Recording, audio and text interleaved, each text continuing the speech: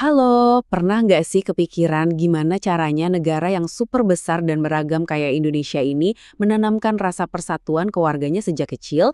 Hari ini kita bakal bedah jawabannya langsung dari buku pelajaran anak kelas 6. Yuk kita dalemin bareng-bareng. Nah, ini pertanyaan gede banget kan? Dan ternyata buku ini memulai jawabannya dari hal yang paling dasar, yaitu dengan memahami gimana struktur negara kita ini sebenarnya dibangun. Oke, kita mulai dari bagian pertama ya. Anggap aja ini kayak balok-balok penyusunnya. Jadi, fondasi dari Negara Kesatuan Republik Indonesia atau NKRI itu adalah provinsi-provinsinya. Mari kita lihat lebih dalam lagi. Dan jumlahnya itu banyak loh. Sampai saat ini, kita punya 38 provinsi yang membentang dari Sabang sampai Merauke, dan masing-masing punya pemerintahannya sendiri. Setiap provinsi itu dipimpin sama seorang gubernur. Nah, yang seru nih, gubernur itu kayak punya dua atasan.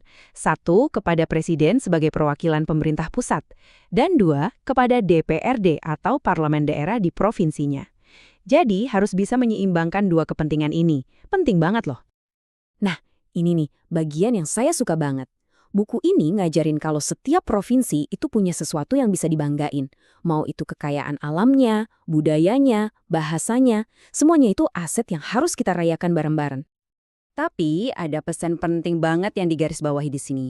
Persis seperti yang tertulis, bangga sama daerah sendiri itu harus, tapi nggak boleh sampai merendahkan daerah lain. Intinya, kita semua ini kan bagian dari satu rumah besar yang namanya NKRI. Oke, lanjut ya. Nah, di sini ceritanya makin seru. Ternyata nggak semua provinsi itu sama persis aturannya.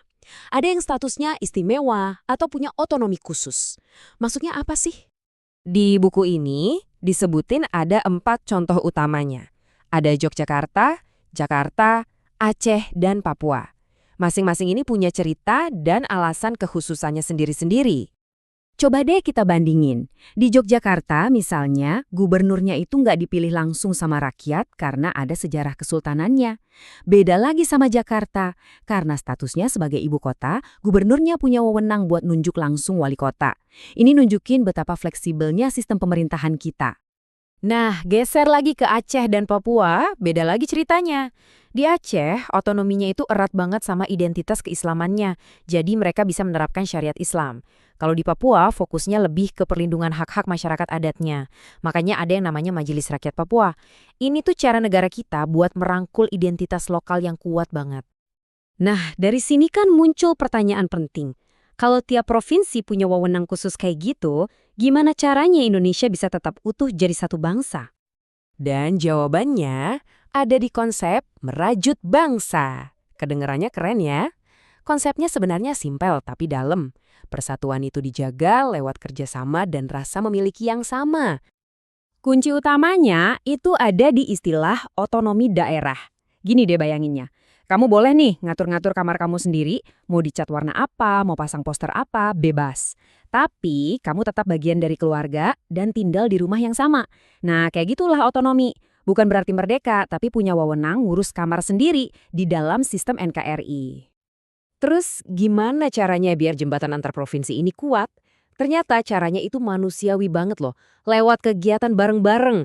Kayak festival seni, kompetisi olahraga, momen-momen kayak gini yang justru bikin kita ngerasa jadi satu.